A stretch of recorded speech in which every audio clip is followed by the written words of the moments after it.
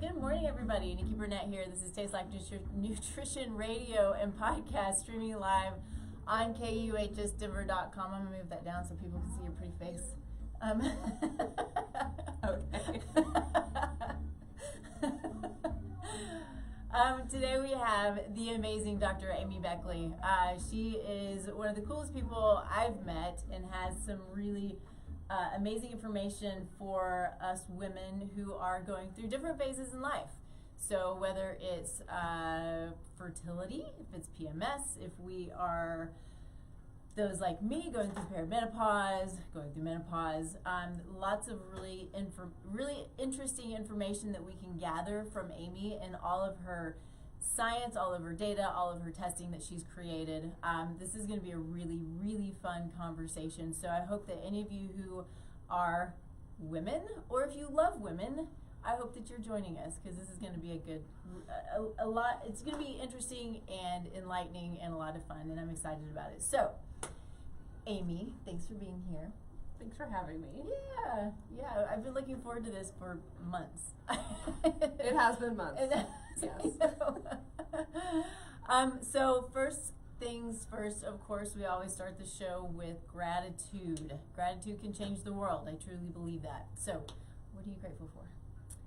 I am grateful for an amazing team. Mm-hmm. So I have 14 employees, and they are as passionate, if not more passionate, than I am about women's health, hormones, all the things we're going to talk about, but to be surrounded by good people, and they just love their job. They're so passionate. Actually saw them yesterday doing a photo shoot, and it was really cool. Oh, fun. So. A photo shoot without you? Oh, no, I was there. I was there. Okay, good. Awesome. So kind of the same thing. I'm doing a couple of different things where I have my business and then this show, and then I've been collaborating with some physicians to help build their wellness division of their immunology clinic. So this is something that I've been working on for a while, and we're building a really fun team. It's interesting starting over again, but we're starting over again with already kind of like a big footprint, right? Yeah. And so that's always nice, because he's got 7 clinics. This is his 8th clinic, and also a new division is the Wellness Center. So Immuno Wellness is this new division. This is kind of the first time I'm really talking about it. So we haven't even sent out the press release yet, but that's happening. We're getting everything going and moving and having a lot of fun with it. So awesome. Super grateful for that. And we have some amazing people who are part of the team who are helping to move it forward. So let's jump in. Let's talk hormones, because my favorite subject. I know. Well, they're so confusing. Yes. I think that I would say to start out with, and I say this a lot, but I think it's important for anybody who's joining us, and hormones are really confusing. We don't really understand what they are or what they do, and I think at a very basic level, hormones are communicators. Mm-hmm. And so if our hormones are out of whack, communication's out of whack, right? So everything is kind of out of whack. So let's maybe start with your story, if that's okay, because that's my favorite thing. It's one of my so many favorite things about this show. But everybody who comes on, and I think everybody in life, has a story that brought them to where they are today. And the people who come on this show are people who are serving, right? I mean, really serving with intensity and love, and it's because of where you came from so often. So let's talk about that. Yeah, absolutely. So first thing is, I'm a scientist. I have a PhD in pharmacology. So I've been studying how hormones work, so how cells talk to each other, organ systems talk to each other, really when something goes wrong. So we're under too much stress, cancer, disease, anything like that, like how the body starts miscommunicating. So here I am, a scientist. I was on birth control for many, many, many, many years, like 15, 20.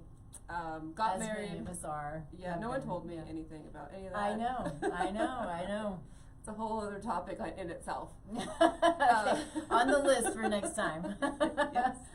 Yeah. So talking about birth control, I'm like, here I am, this amazing, you know, awesome educated scientist. How hard could it be to get pregnant? It was so hard. Like, I could not get pregnant, and then when I got pregnant, I could not stay pregnant. And when I went to the medical community and said, hey, I need help, like, over here, and they're like, you're young, you haven't been trying it long enough. Well, what about these miscarriages? Yeah, you know, it's totally common. If you have 3 in a row, come back and talk to us. I was like, wow, this is kind of messed up. Well, and the fact that I mean, these are traumatic experiences. Yes, super traumatic. And to say you're young and you're fine, I just think is so, at minimum, unempathetic. Well, yeah. So healthcare is not proactive, it is reactive. And so you don't have anything wrong with you to react to until you are infertile for 12 months or have 3 miscarriages. So I didn't meet the definitions. They weren't going to be proactive with me. I had to, like, get over the edge of, like, insanity before they're like, okay, cool. We'll offer this thing to you called IVF, and it's only going to cost like $40,000. Yeah. So it's like not really very much help for the healthcare, where they push you over the edge, and then the only thing they have is this I call medical band-aid, where it's like, we don't know what's wrong, we can't restore anything, we don't know what to do, we can't fix it, so we're just gonna, oh, you don't need tubes, you don't need, you know, you don't need the sperm to swim to the egg, like none of that stuff. Like, we'll just do it in a lab, and you know, and so did 2 rounds of it. I have a 14-year-old son, and then when he was about 18 months old, turned to my husband and said, okay, let's do it again. We're not doing IVF. And that time I actually had conversations with my doctor, and we're like, what in the hell did we miss? Like, why am I unexplained infertile? Why do I keep losing pregnancies? And so, long story short, we came across this idea of progesterone. This is why I'm so passionate about hormones. There's this hormone called progesterone that nobody really knows about. We don't talk about it. We talk don't. about estrogen. We talk about testosterone. We don't ever talk about progesterone. Right, yeah. So progesterone is progestational hormone, progesterone. And it is needed to, as you guessed it, gestate or be pregnant. I know, who thought? And I wasn't making enough of it. And so during the course of IVF, they pump you full of this stuff because they know that it's required for pregnancy. I said, all right, let's just forget the IVF part. I'll just do the progesterone part and see if that works. And he's like, sure, you know, it's not going to hurt anything. We don't know if it's going to work or not, but it's not going to hurt to try. So, okay, I have to ask the question because they know during IVF it's going to help you to get pregnant. But then whoever's comment, your doctor's comment his comment was, we don't know if it's going to work. Yes, because I don't understand. Yes, because all the studies that show that progesterone increases pregnancy rates are done in the context of IVF, and they're funded by pharmaceutical companies that make IVF medications. So is this progesterone, is it a natural or synthetic form of progesterone? It is a natural. It is? Yes. Okay. Yes. And so we know progesterone is required during a normal healthy cycle to get pregnant. We know it's required, or it helps with IVF success rates. What we don't know is if you give extra, you know, bioidentical progesterone to a natural cycle, does it increase the chances of a natural cycle? That's the research that is just starting to emerge. You know, it is pretty obvious that yes, it will help, but nobody's really done the research. Like, there's nobody out there funding it because it is a generic medication. Of course. That there is no financial incentive to spend. I mean, clinical trials are expensive, millions of dollars. Like, who's got the financial incentive? It's not the IVF clinic that's trying to sell you $40,000 worth of IVF. It's not a pharmaceutical company because it's a generic medication. So it's not really anybody. And so, you know, that was my cure. It's just the same progesterone I took during IVF without the IVF. You know, under $200. Had my daughter within 2 months, no more miscarriages, and I was like, holy crap, this is like a miracle drug. Why are we not talking about this more? And it was just because those reasons, is that there was no incentive to do that research. So I said, fuck it. Yeah. I'm gonna do it. I don't know if I'm allowed to cuss. Maybe I should have asked. It's totally fine. Totally fine. All right. I was like, forget it. Like, I'm gonna do it. Like, I'm going to educate people about progesterone. I'm going to tell them what it's about, and then they can advocate to their physicians if that was their fix. And so, you know, thinking of, you know, gratitude, how we open this is, I was so thankful that I had this solution, that I didn't have to do this, that I basically came out to my friends and said, this is my situation, and they were like, I've been struggling too. And you hear family and friends going through it in silence, because women don't like to tell people we're struggling, especially if they're trying to build their family. It makes them feel like they're less of a woman, which is 100% not true. And so I helped so many women, you know, friends, family, get through this and educate them, that I'm like, why don't we just try to make a test? Why don't we try to do this? And if people want to buy it, I'll make it, and if they don't want to buy it, I won't make it. And that's how we started Proov. And they want to buy it. I mean, you're kind of going gangbusters now, aren't you? I mean, things are good. I was on your website. I was stalking you. As I stalk everybody before the show, and I was looking at, you have all of the tests, you've got all of these different products that you have now, and so I don't mean to, you know, jump into that too much yet, necessarily. We can, but I mean, you've really, how long have you been doing this now? 8 years. 8 years. Very cool. Awesome. And so let's talk about Proov, because I didn't say that. The name of the company is Proov. The name of the testing is Proov Test. Yep. So let's talk about that. Yeah. Progesterone was my miracle. All I needed was progesterone to get pregnant, and there was not a very good home test, or there was no home test to measure progesterone. So, you know, most couples who are trying to conceive do ovulation tests. Those are like a dime a dozen on Amazon, and that's to know what your fertile window is.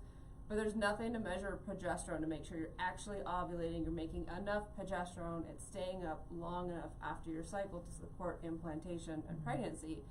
And so we invented it. We found that there was a urine metabolite of progesterone you could measure, and so we made a simple test strip that has like lines like a pregnancy or an ovulation test. And you take it at certain points of your cycle, and if it's always positive, it's like, great, you know, you got enough progesterone, like you're good. And if it's not, then it's something you can say, hey, I don't think I'm ovulating, or I'm not making enough progesterone. And you can start that conversation, and you can get them to help you before you go over the edge into insanity. That would be nice, wouldn't it? Yeah. Because I think that happens to a lot of people. Yeah. Did you take progesterone throughout your pregnancy? I stopped at about 16, 18 weeks. Okay. So the first trimester of your pregnancy, you are not only growing a human, you're growing a placenta. And the placenta will take over the progesterone production when it gets big enough. Okay. We don't know exactly when that happens. It's somewhere between 8 and 10 weeks or so. I wasn't going to risk it. So I like doubled it. Yeah. But yeah, like double the time or double the dose? Double the time. The time. The time. Yeah. I mean, it's bioidentical progesterone. You make a ton of it. It's like my medical advisor said, it's like throwing water in the ocean. Like, wow. If you have enough of it, it's great. You just throw more in. It's fine. But it's like if you don't have enough, that's your problem. Yeah, yeah. So it's like, I wasn't sure if I was making enough of my own, so I just kept going. supplementing, and it was not going to hurt anything. Well, and I think that's good to know, because I think we have been trained, I don't know what the right word is, you know, but through media, through medicine, through whatever it is, that hormones are scary. Yes. They can be. If you don't know what like estrogen, too much estrogen causes scary things. Too much testosterone causes scary things. But also not enough testosterone or not enough estrogen also cause scary things. And so I think we've taken the approach of like, oh, it's scary, let's just not talk about it. Yeah. It's like, well, no, we should talk about it, and we should find ways to measure it and to fix it, because you don't want too much, but you also don't want too little. And, you know, I'm sure we'll talk about this, but we are just an unhealthy society. Like the water we drink, the cars we drive, the food we put in our mouth, like it's just not as good as it used to be, just because we have so much stuff around us. That hormone imbalance affects 90% of women. And it's not really our fault, it's just this is the society we live in, so we have to be more cautious about what we're doing, and then how we measure hormones, how we know if our hormones are balanced or not based on different symptoms, supplement. It's just like, you know, you take a multivitamin for general well-being, like why wouldn't you want to support hormone health? Yeah. So I want to kind of jump into that just a little bit, because I think that if you listen to the show a lot, then you probably have heard me talk about this, but if you don't, then you may or may not know. So I think it's important that we jump into it a little bit. But when we talk about hormones, you know, in our environment, I mean, we literally have hormone disruptors in our environment that are estrogen mimickers. So I know we're talking about progesterones, but, you know, having too much estrogen can throw your progesterone balance off. Yes? Yep. Low progesterone also is called high estrogen, because you need an equal amount of each to balance them out. And so if you have too much estrogen, it's like saying low progesterone. Yeah. So in the food that we eat, pesticides and herbicides, they are considered, among many horrible things, xenoestrogens. The products that we use on our body can contain xenoestrogens. The toxicants in our air, the things that we use to clean our homes, these things are all, again, along with many problems that they are xenoestrogens, which are estrogen mimickers. And so what they do is they bind really tightly to estrogen receptor sites, and they don't allow our natural estrogen to do their job. So it throws our whole endocrine system out of whack. And so we have these crazy PMS symptoms. And well, then we could move into PCOS, which is elevated testosterone and blood sugar and these things. But the fact is, we have so much control over this, but we got to know what it means, how we got to test, we got to understand what our levels are, and we've got to understand what is in the stuff that we're eating and using in our bodies and using in our environment, because we can mitigate a ton of this. And then if we're still having some issues, that's when we start to think, okay, I now need to support my body better so it has the ability to manage to deal with the insults that we can't control, because there are a lot of things that we can't control. Some things we can't control, and so we just have to, we want to understand what that looks like. And that's, you know, why we go to people who are, what I say, is part of our team. So whether it's the people who are developing the testing, the people who understand the nutrition, the people who understand the medical piece of it, all of these people come together to help guide you. You know, we can't all know everything. Right. Anyway, so I want to make sure that, I think so many people don't realize the amount of hormonal influence in our environment that can be so problematic. Yeah, they don't. They don't. I also want to talk about, you know, you can have these external factors like hitting your system and your body, and I like to call it like a washing machine. You put your dirty clothes in your washing machine, it cleans them, and then out comes these beautiful, awesome clothes. But if you don't have a good washing machine, you're never going to get it clean. That is your digestive system. This is why we talk about, like, are you pooping regularly? What is the shape of your poop and the consistency and all this stuff? And do you have gas and you have bloating? Because if you have all these things on you and you can process them really well, you're better off than a person who can't. Right. And so another thing I've learned about hormones is, like, you can have the same hormone level. Like, I can have the same hormones as you, and we can have totally different symptoms. Like, I can be a hot mess, and you can be like, oh no, I'm great. And it's because how we process, other things going on, our digestion, all that stuff. Yeah. So just hormone levels is not sufficient. It's like, what are your symptoms, everything else. So that's why we do, like, the hair analysis, and like, it's like a jigsaw puzzle. You need all the pieces. It is. Well, it's important to understand that just because that you're different than I am, I'm different than you are, and I'm different than everybody else in the entire world. And so we function differently, we deal with things differently, we have different genetic variants that may allow us to detoxify or not detoxify properly. Then, just like you said, which I think is really fun, is you don't expect when we're talking about hormones to start talking about pooping, but we have to. It's all connected. it's so important to make sure that everything is moving through. And that's one of the things that I have to make sure when I'm talking with my clients. They hate it too. They're like, do we have to talk about this with me? Are you going every day? You can either tell me what it is, or you can take a picture, and I can. Yeah, right. Oh, the pictures I have. It's true, though. It's true. We have to be moving every single day. And if you are not moving every day, if you're moving every other day, if you're moving once a week, there is a huge, huge problem beyond just being toxic. I mean, everything is backed up and stocked up and will create I just can't even. I mean, it's awful. So understanding that really we should be going after every meal. You know, our dogs, after they eat, they always go poop. You know, why aren't we doing that? That's how it's supposed to be. I have my friend Steve watching. Hey, Steve, I know you're enjoying this. Anyway, so yeah, we have to continue to function at an optimal level to really make sure that we're getting everything in line. So, I had a question regarding the testing, because one of the things that you said a few minutes ago was that your placenta starts to produce its own progesterone at a certain point during pregnancy, but you don't know when that is. So can you test that? And does it matter? You can. So, the theory is, you know, you get to 14 weeks, your placenta has developed, it's making its own progesterone, you can stop the supplements. That's like the worst case scenario, like it's okay, but that's a theory. Again, that's like what the science book tells us, that's what the medical thing says is what's supposed to happen. We don't know that actually happens.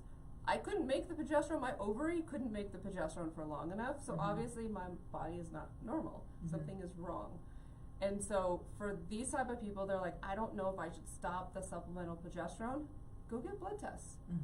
You know, like, don't take your morning dose, go and get a blood test, see what's going on, see how, you know, are you dropping levels as you kind of withdraw from it. But you're gonna have to do that yourself. Most doctors don't really do that. There are a few cases where the placenta never takes over. I think it is rare. There's also cases of premature birth. So you can have enough progesterone and then you can start dropping it at like 28, 30 weeks, and that causes premature birth. And so women will actually take progesterone in the third trimester to maintain a pregnancy. So those who've had you know, babies at 30, 32 weeks, something like that, they'll put them on progesterone. So like I said, you make a bucket of this stuff, having extra is not gonna hurt anything. So yeah, you can measure it. It's not standard of care because it's what's supposed to happen.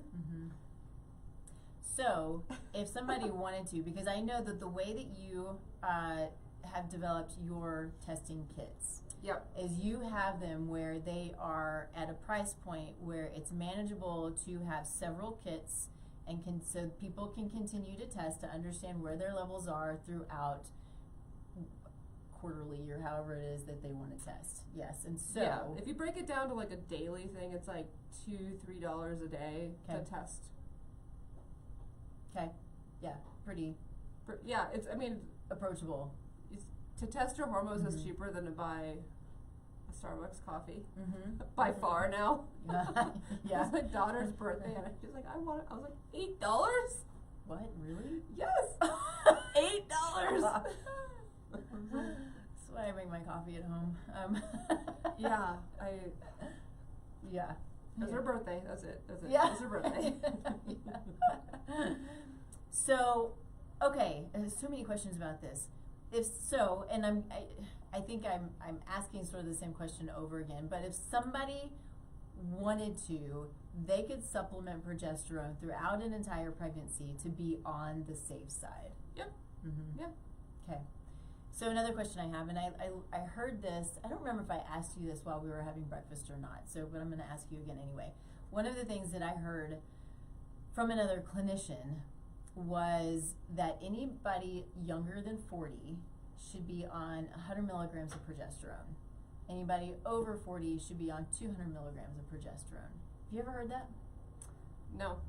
Okay. I mean, I don't not like it. Mm-hmm. I think you can't just like blanket give it to people, because if you give women who, for example, are trying to get pregnant progesterone and they take it every single day, that's also called birth control, and it will prevent your body from ovulating. So you can't do that. Yeah. But there's nothing wrong with it. You just have to make sure, you know, you ovulate first. So progesterone is only present in the second half of the cycle. So estrogen is present in the entire cycle. Estrogen surges, comes down a little bit, and then progesterone goes up, and then estrogen kind of stays not high but not low, but just kind of in the middle. And so if you take your progesterone too soon, you prevent your body from making it because you're not ovulating anymore, which is not necessarily a bad thing. We don't have to ovulate. Like hormone replacement is you're giving your body the hormones, replacing them, but you're not actually releasing eggs. The only time you actually need the egg is if you're trying to get pregnant. Right. So I've seen so many doctors, and I don't know why they do this. A woman will come in and her tests look like trash, and I'm like, they're like, I hate Proov. It's wrong. I'm like, what kind of things are you taking? She's like, oh, well, my doctor told me to take 100 milligrams of progesterone every day. I was like, no wonder you can't get pregnant. Like, wow. Your progesterone is high the entire cycle and you're not ovulating. That's fascinating that a doctor, I mean, how... They also, so I have a love-hate relationship with this, where a lot of doctors won't prescribe progesterone because it is so hard to dose. In that you have to be active. You have to have the patient be active. And you can't just say, take it the last 15 days of your cycle, or take it every single day. You have to say, you have to wait till you ovulate, then 2 days, and then take it. And so they have to be measuring their hormones. They can't be guessing at it. And so it's a lot of times very difficult for that compliance. So, but I don't think you should punish everybody. Right. And say nobody can have it. I think you should take to the patient. It's like, okay, it's really important that you ovulate before this. Are you going to be tracking your ovulation? Yes? Okay, cool. Take this after, you know, like it's a simple thing. But the other thing with healthcare is the doctors just don't get enough time to talk about things. I had a doctor tell me one time, an OBGYN, she doesn't do any kind of fertility care because she doesn't have time to explain to women what cycle day 3 is. Oh. Yes. Oh. So she was like, yeah, do your hormone testing on cycle day 3. And so they'd be like, oh, September 3rd, cool, I'm gonna go do my cycle day 3. But it's like, so again, it's lack of basic education for women too. You know, and it's like, it's created this like, almost this like negative feedback loop where it's so hard and then there's no education, and then it's like, well, I don't have time to educate you, I'm just not gonna do it, and then we just get in this bad loop. And so, you know, I'm excited you guys are having these new clinics where we get to have this education and women get to be part of this and not kind of brushed off. And it's not, it is, I blame healthcare. I blame our education and our healthcare insurance reimbursement structure as the problem. Oh, agreed. It's not doctors. 100%. No. It's, no. Yeah, no, I totally agree. So... I had 3 thoughts and now they all just went away. just 3? Just 3, like all at one time. So I have to determine which one comes first. So I think one of my thoughts was that's why I am so grateful for what I do, because no, I don't have clinical training, right? Not really. I'm not a doctor, but I have the ability and the want to spend as much time with my clients as they want and as they need, instead of saying, okay, I can't explain to you what day 3 is. Which leads me to my other thought was, I have been on this soapbox over, I don't know if it's been the last year, 2 years, or whatever it is, about the fact that women talk a lot. They talk a lot to each other, but we know nothing about what our cycles mean. We know nothing about perimenopause, what to expect when it happens, how to know what to look for. We don't know menopause. We know what it all means, but when we start to go through it, it's like, it's just we're like, what is happening and why is this happening, and I don't understand and I don't know what to do. Yeah. And why are we not talking about it? Which is why I think I've done 2 or 3 like perimenopause, menopause shows in a row now. Like, sorry guys, but you know, we got to start talking about this stuff. Yeah, yeah. I mean, go back to birth control. I mean, my daughter's 11. She just turned 11 2 days ago, and she's gonna start her period soon. And standard healthcare status quo type of thing is to put them on an IUD or birth control or something like that, because they get symptoms, they get painful periods, and they get acne, and like, let's just get rid of the symptoms. Your body's getting used to making hormones. Your body needs hormones. Every single cell in your body has a receptor for these hormones. Mm-hmm. Like, if you suppress them during puberty, like, we don't even know the repercussions, because this is a brand new thing that we're doing to children. So everybody is taught, not everybody, a lot of people are taught, oh, just take this birth control, it's going to manage these symptoms, it's going to be great. And they are not taught that it will stop them from ovulating. It turns off their hormones.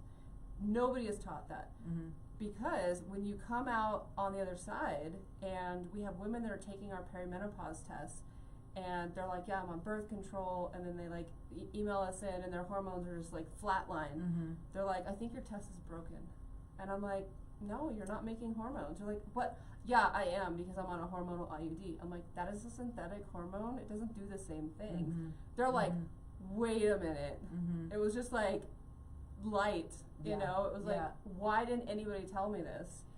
So here's the thing too that I think is so scary and so fascinating, and this is a personal experience of mine as well, is hormones being communicators. You know, when we have hormones that are, I mean, the reason, part of them is that's how we attract each other, right? This is how I know the type of man I want in my life is based on hormones. I know what I'm attracted to. What can happen is we take these hormones away, or we substitute them, or we suppress them, or whatever the case may be. It changes what we want, what we need, what we like, what we're driven to be attracted to. Mm-hmm. And so my own experience is I was dating my now husband, and there was a point we were like, okay, well, something needs to happen here, you know? So I was like, and I didn't want to get on the pill, but I didn't know what else to do. So I went, okay, I'm going to go get on the pill. And I'm going to tell you, I'm married to a really freaking funny man. And one day I was driving up to his condo. I was like, I don't know if I really like him. You know, it was this really weird, I was like, he just wasn't really as funny anymore. And I was having these thoughts going, something is going on. It kind of gives me chills to even think about it. But I'm grateful to have had the awareness that something was up. Yeah. And I got off of him. And it totally changed everything about that. And it never got to any kind of weird place, but I just felt like, what is happening here? Why do I not think he's very funny anymore? And you can't help but to think, what would happen with the divorce rate? But right, because I was going to say, most of the time it's the opposite, where everyone's on birth control, and then they get married, then they come off birth control to try to have kids, and then it's like, oh my God, I actually hate you. Like, you're not attracted to me anymore. Like, yeah, it's not okay. It's not. And putting our children as they're developing, I mean, the mental and the emotional piece of it, beyond just everything else that goes along with it, it's horrific. Yeah. And so these are the things that we need to talk about. We need to hear this as young parents. We need to hear this as older parents who have, you know, kids or kids who are, you know, growing up. And I mean, these are game changers. These are life changers. And we just think, oh, it's not a big deal. It's just a pill. And I don't want my kid to get pregnant. You know what causes pregnancies? Teach your children that. It's the truth. It's the truth, right? A little bit of responsibility goes a long way. Yeah. Okay, so let's do this. Let's talk. Oh my gosh, I can't believe I just talked to you for hours. I know. I feel like we haven't really talked about anything important yet. Just soapbox. We're gonna stay on the soapbox for a while. So, I think I want to talk about your testing, why it's different. Yep. And from there. Yeah, sure. So hormones change. So we talked about ovulation, and the two main hormones involved in ovulation are estrogen and progesterone. And they go up and they come back down, and then they go up and they come back down. So they just constantly fluctuate. That's what they're designed to do. That's what they're supposed to do. And so you can't measure them on one single point in time and be like, oh yeah, your hormones are great. It's like, well, that minute right there when you drew my blood, great, but what about tomorrow or the next week? And I have to say too, I can't help it, but women I think are really confused when they go to their doctor draws their blood, here are your hormones, and it's no specific time during the month. It's just like, okay, here are your hormones. Yeah. What is this telling me? And what's the day of the month? And I mean, we have to be strategic about it if that's how we're going to go about it. Anyway. I know. I went to I was doing research, and I went down to some clinic in Denver. I honestly don't even remember what the name was, but they did pellets, and they were like, well, your symptoms say you need this pellet and this pellet. And it was the estrogen pellet and the testosterone pellet. I'm like, okay, but I would really feel comfortable if you did some blood work. Okay, sure. And they're like, okay, go down. There's a lab. Does it matter what cycle day I'm on? They're like, no, it doesn't matter. What? Well, and I was like, okay, you're not putting any pellets in my ass. Like, hard pass. Like, we're out. Yeah. So back on the testing is, you can't do it one time. You can't do it one time. You've got to do it more. And so we do urine-based testing, and it all runs through an app. And so you wake up in the morning, the app tells you it's a test day or not, and you take your test, and we build the patterns. And so if you're trying to conceive, you take 17 tests that month, because we need to see how many eggs you have left. Your full fertile window, so you can time intercourse. How healthy is your luteal phase? That's a lot of testing. But if you're in perimenopause, or you have a hormone imbalance when you're in your late 30s, early 40s, anywhere in that range, you test 4 times. And so it's 1, 2, 3, and 4 weeks. And we look at, are your hormones low when they're supposed to be low? Is estrogen high when it's supposed to be high? Is progesterone high when it's supposed to be high? And is it remaining high when it's supposed to be remaining high? Yeah. Those are the key events that have to happen in a cycle, and we match those with symptoms. And so, like I said, you can't just measure hormones, you have to do symptoms too. And so, you can have somebody with kind of lower estrogen and lower progesterone, but they don't really have any symptoms. Don't fix it. It's fine. Or you can have somebody who has just massively high estrogen and massively high progesterone. Maybe they're taking a whole bunch of like estrogens, or they're really healthy on diet or whatever, and they have so many symptoms. Now you need to rid yourself of hormones, bring them down, or you have too much estrogen, not enough progesterone, or whatever it is. But yeah, so that's what we do, is we really try to understand the patterns. We try to educate on what your hormones are supposed to do, why you get symptoms. It's not because like PMS, for example, is a drop in progesterone either before it's supposed to happen, or a very dramatic drop. And so, PMS can be a lot of times fixed with, supplementing with progesterone, so you don't get that dramatic drop in hormone all of a sudden. Fascinating. Yeah, heavy periods are usually too much estrogen to not enough progesterone. Our first hormone to go in perimenopause is progesterone, not estrogen. Estrogen we have for 5 to 8 years longer than we have progesterone. Interesting. And so the first hormone women in their 40s should be thinking about is progesterone. So kind of that idea of everyone should be on 100, you hit 40, you get 200. Yes, that is the first hormone to go. Caveat being, if you're trying to get pregnant, you got to time it right. Right. Sure. Okay, so you're testing though. You are testing more than progesterone and estrogen. You're testing luteinizing hormone and we do. So there are 4 main hormones that are involved in ovulation. 2 of them are actually that tells your brain to talk to your ovaries. And so FSH is the first one, so follicle stimulating hormone. That is what happens at the beginning of your cycle to tell your ovaries, come on, it's time to ovulate, start to go. And then when FSH signals to the ovary will start developing a follicle, and that will make estrogen. When estrogen gets to a certain point, another signal from the brain gets released, and that is LH, or luteinizing hormone. That signals down to the ovary, hey, we got a mature follicle, and that follicle is a nice fat, mature egg. It's time to release it, aka ovulation. So then that comes down, you ovulate, the egg releases, and then the follicle in the ovary, it like comes on itself, and it's now called the corpus luteum, and that's what makes progesterone. So if you are not ovulating, you are not making progesterone.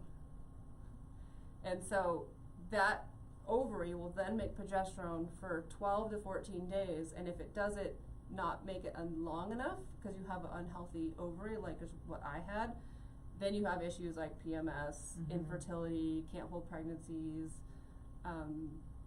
heavy periods, painful periods, PCOS. Doesn't cause PCOS, but it's a symptom of PCOS. Sure, yeah.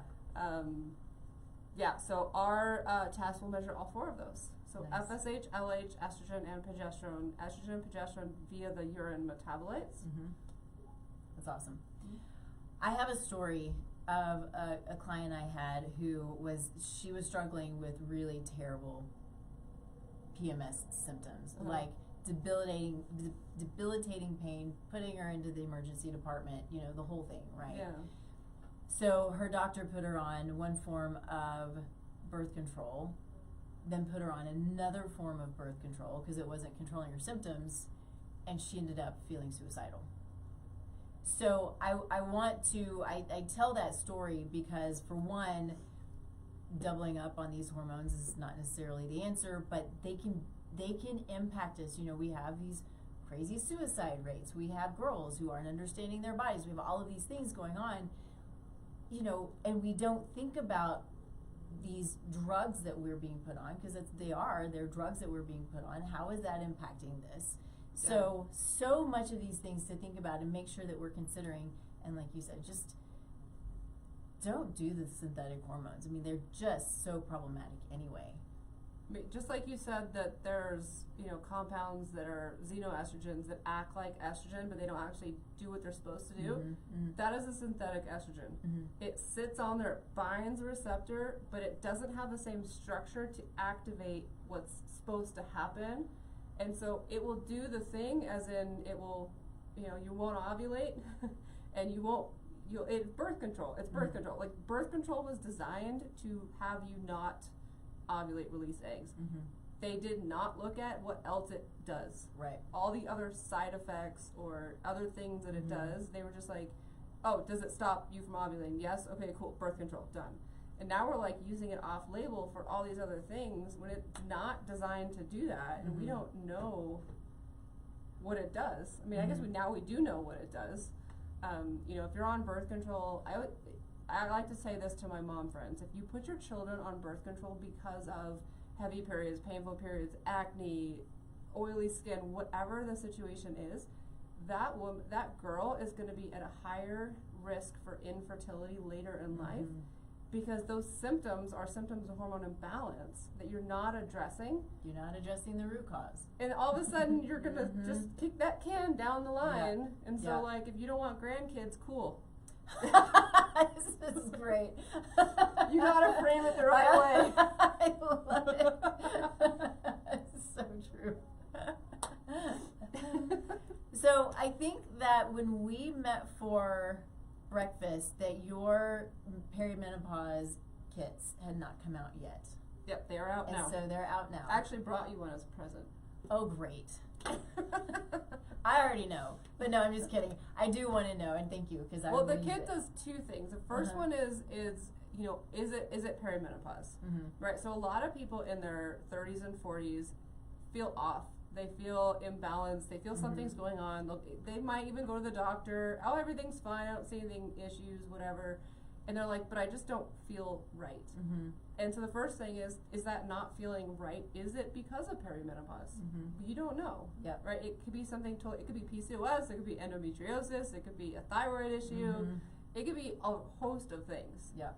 And the second one is, okay, it is or is not perimenopause. now let's look at your hormones. Are they balanced? How are your symptoms? You know, when do you have symptoms? How do they relate to your hormones? And then we figure out, are you, you know, have optimal levels throughout your cycle? And if the answer is no, we give you personalized solutions to help your body make balanced hormones. Or we will connect you to, you know, doctors who can give you hormones to help you balance them. Bioidentical hormones. Bioidentical for sure, yeah.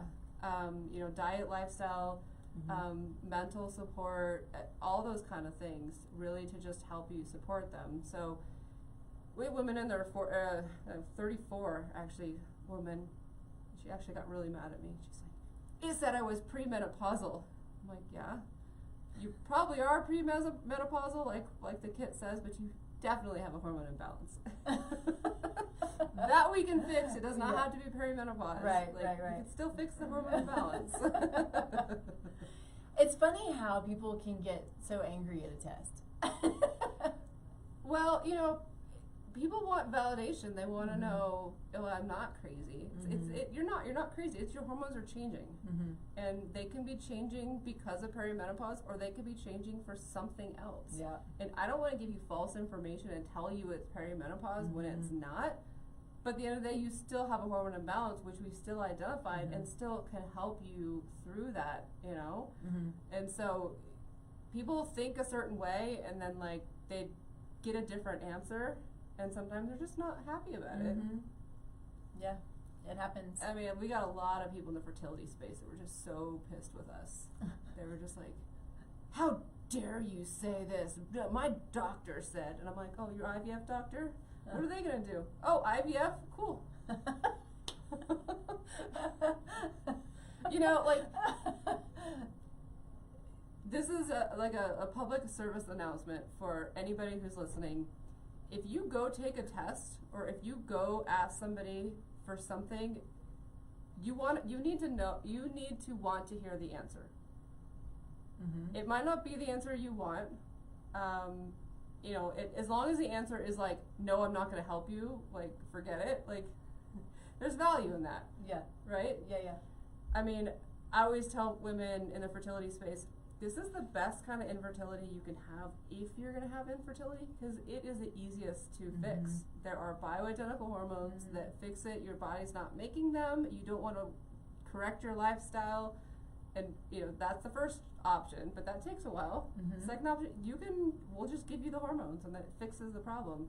If you don't have sperm, or you don't have eggs, or your tubes that's a really, really hard problem to have. Yeah.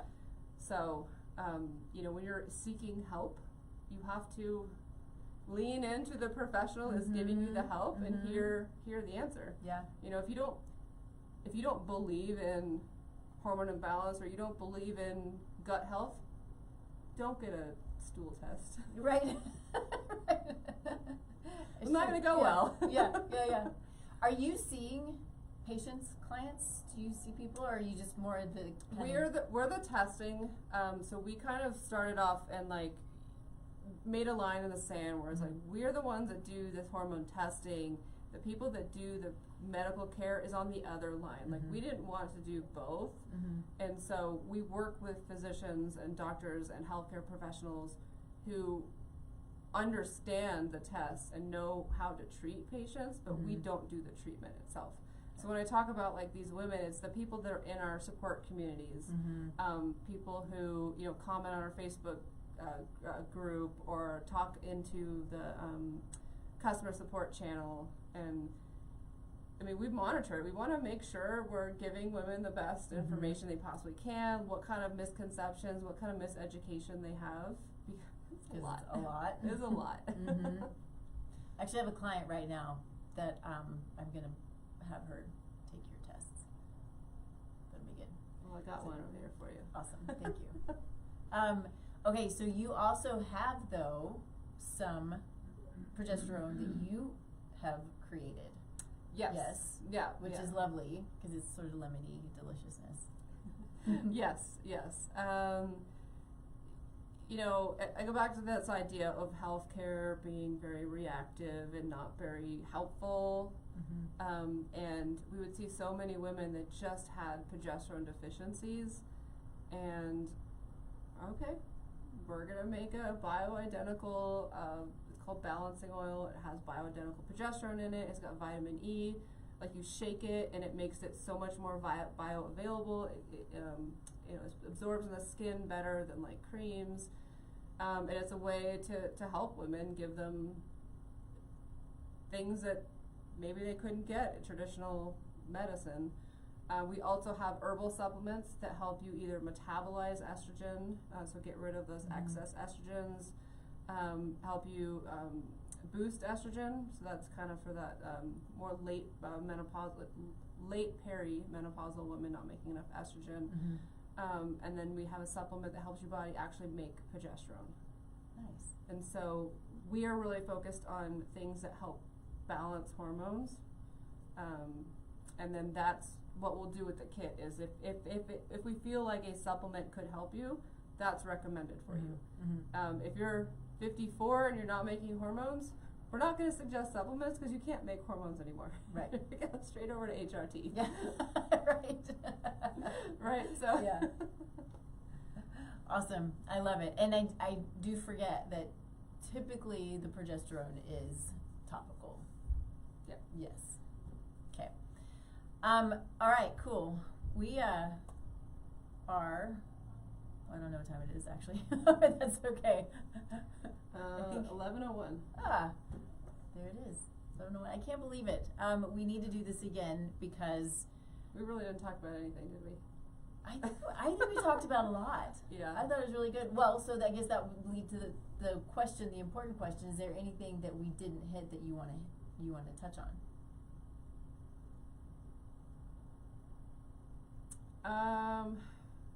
I mean, I think a lot of times everyone's like, well, what's the best kind of advice you can give to a woman? And it's like, really, women have this intuition about their bodies and their health, and you should follow it if something's wrong, if something doesn't feel right, if you're talking to a doctor, it just doesn't make sense to you. You know, you're hiring that person. That's something you hired as part of your life. You don't have to stay with them. You can go somewhere else. There's many people that will provide the care that you want to be provided, right? If you want a certain type of care and your neighbor wants a different type of care, fine, you know? But yeah, advocate for yourself. And then the other one is to get to the best resolution the fastest that you're going to be happy with. It takes two things. It takes an educated healthcare professional, and it takes an educated patient. So when you know more about your body and something going on with you, and you go to somebody knowledgeable, that's when the magic happens. Yeah. So don't be scared to learn about hormones, to listen to podcasts, read books, educate yourself, because your school's not going to do it, your healthcare provider's not going to do it, there's nobody else is going to do it. Like, you just have to do it yourself. Well, and I think it's, you know, one of the things that I say probably too often is that we've forgotten how to listen to our bodies. We've forgotten that our body's always talking to us. Yeah. And then with that, there becomes a lack of trust in our own body. And I think we know when something's not right. We know when there's a problem, even when someone tells us, no, your labs are fine. I mean, this is the stuff that I hear and see all the time. It's like, I see the lab work, but I also hear what this person, you know, this woman or even a man is saying, you know. And so we have to learn how to look deeper, how to dig deeper, how to ask the right questions, how to learn how to trust our own bodies and our own innate ability to know that there's something wrong, and not let someone tell you that you're fine, because that's what I hear all the time. Yeah. Is you're fine. Yeah, normal is different than optimal when it comes to blood work. So if you look at a lot of the things, it's like the huge, ginormous, massive range. It's like estrogen could be 5 or 500, and that is normal. Yeah. But optimal range is like, you know, 100 to 200, right? And so in thyroid, you see this in thyroid health a lot. All the time. All the time. Same thing with hormones, right? And, you know, a lot of doctors don't know what the optimal range is, because they go by the, you know, the LabCorp, the Quest report says, oh, it's in range, okay. When what's so frustrating too is if you're looking at general ranges, different labs have different general ranges. Yes. I'm like, what is that? Yes, so I actually did that.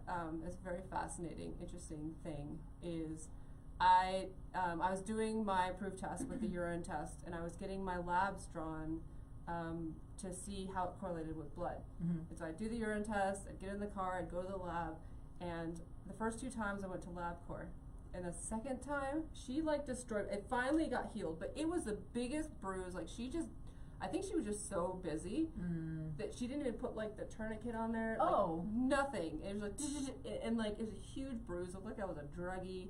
I'm like, I'm not going there anymore. I'm going to Quest. It was a little bit further down the road. But I went to Quest for the second 2 blood draws, and I'm like, why is this weird? Like, what?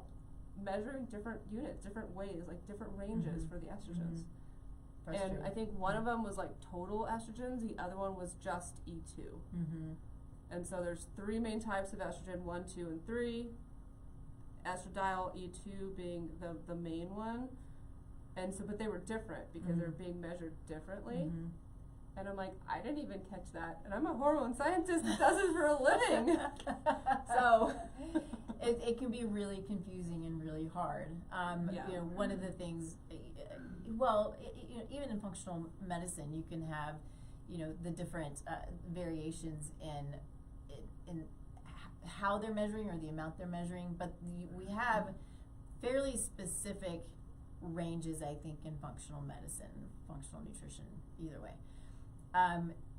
which are more narrow, which are the more optimal ranges that we want to look at so we can understand, you know, again, our body. The way that I like to look at it is, you know, if we're looking at typical lab ranges, your general lab ranges, you can see it as more, you may be pathogenic, whereas if you're looking at functional lab ranges, more things come up, so we have more red flags, we have more to go off of, we have more pieces of the puzzle, as you had said earlier too, because I say that a lot also, is pieces of the puzzle to put together to start to understand your body, because your body is not a general lab range. Right, yeah, I think the easiest analogy I like to use is weight and BMI. So a BMI of like 35 is 40 is considered obese, but like overweight is 35. I don't know what the numbers are, it's been a while. But like optimal is like 25. And so like if someone's at like 28 or 29 and they go to the doctor like, oh, but you're not obese, we're not going to give you these medications or support you in any way. But I'm 28 and I want to be 25. But you don't qualify, right? So I personally just started metformin, and like the first doctor, I had to like beg her. I had to get on my knees and beg her. She's like, but you're not insulin resistant, you don't have diabetes. I'm like, my mother has type 2 diabetes. I'm not obese, but I'm not like underweight. I'm trying to be preventive of this. So she finally said yes. Interesting. But like, I don't know, more soapboxes, I guess. Yeah. How many soapboxes can we hit today? Yeah. Awesome. Well, so tell people where you can be found. So our fertility test can be bought in CVS and Walgreens across the U.S. I don't think I knew that. Yeah. Very cool. Yeah. Good so for you. It's called Fertility 4-in-1, and it screens for, you know, how many eggs you have left, if you're ovulating, if you have any hormone issues. Doesn't it also look at egg quality? No test can determine egg quality. Egg quantity. So the number of eggs, but the quality, not a single test that's ever been invented can tell you egg quality. So help me, because now I'm just a huge brain fart. What's the test that there's something that I thought did test egg quality? AMH? Yes, thank you. That's egg quantity. That is number. egg quantity. Yeah. Yep. Why did I think it was quality? Okay. Yeah, I mean, so egg quality is the DNA inside the eggs, and as you get older, your DNA repair mechanisms just stop working. And so, you know, you will get damage from being in the sun, eating bad food, being sick. Like there's just life does this. So be careful. The sun doesn't make it isn't bad. No, it's not. No, it's not bad. No, it's not bad. I'm saying that this is normal as part of every like anything you do, like we're lights, gonna age. anything. Your DNA gets damaged, but you have repair mechanisms in your cell that repair them. Right. But as you get older, they stop working, and so the DNA can't get repaired, and so it's fine in like usually in your body it constantly like cellular renewal, and it's not an issue. Your eggs don't renew.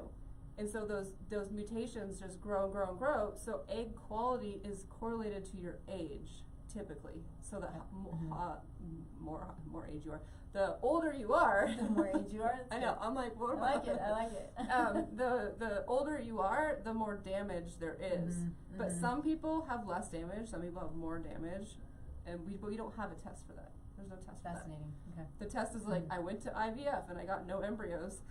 Well, you got bad egg quality. Okay. Yep. Yeah. So okay. So Walgreens and CVS if you want the fertility screening stuff. Amazon for any of our tests, fertility, menopause, supplements, all that stuff is on Amazon. And then our website, Proov Test, PROOV test.com. And if you are hungry for education and all that stuff, join the email list. A whole bunch of amazing blogs, educational content, and then if you ever want to test, you'll get discount codes, and if not, just take the education and educate yourself. Yeah, it's really key to everything. It's just having the knowledge to make the right decisions, or make the right decisions for you. Yeah. Right. Yep. Yeah. Awesome. Thank you. Do you have a code that you want to give? Didn't mean to put you on the spot. Yeah. I think we have email 10. So if you put email 10, it'll save 10%. Okay. Cool. Yeah, I know that one works. Okay. Yeah. Good. Yeah, this can be so many things in the whole marketing world. It can be. Yeah. But we are starting an advocate program after a bunch of requests from the community. So you can join the advocate program, and we can get you a special code. And when your patients use that code, they'll save like 20%. Oh, nice. And so they get a bigger percentage than just like a generic code, like email 10. Right, yep. Right, because we want practitioners that are doing good things to empower themselves, and we love patients that work with practitioners, and so we really want to make sure that's a good relationship. Yeah. So those are going to be the highest discounts is if you're working with a practitioner, and we know you're in good hands. Yeah. No, that makes sense. Awesome. Well, I'm excited. I need to do that because, like I said, I do have a client who I want to have her take your testing. She's in that phase, the happy phase. You're just getting married and all of the things. So, so awesome. Yeah, I know. I'm really excited for her. So, man, let's definitely do this again. This was really fun. I think we got a lot of good soapboxes that we were able to jump on. Yes. So, many more to come. Anyway, reach out to Proov or go to the website. So much goodness on there. Like I said, I was stalking it earlier today and digging in. So it's a lot of fun. I love the research, and I love that you love the research too. I like big brains. Big brains make me really happy. So of course you can find me, tastelifenutrition.com. We're here every Thursday, 10 a.m. Mountain Time, streaming live on kuhsdenver.com. You can go to my website, Taste Life Nutrition, of course, and fill out a free assessment, or I can reach out to you. We can chat a little bit about what might be going on and if I can help or if I know somebody who can. And then the new venture working with Immuno Wellness is the company name. The larger corporation is Veros Health. They're local here to the Denver, Colorado area. Big immunology clinic full of really, really complicated cases. And so bringing on wellness for their, a wellness branch for their really complicated cases, I'm really excited about. I think that lifestyle medicine is key to a lot of these things, and so it's good stuff. I'm really excited to be a part of something new and something that's going to be a really big deal in my mind. So let me know if there's anything that anybody needs. I'm here to be a resource, and we'll see you next week. Bye, everybody. Thank you.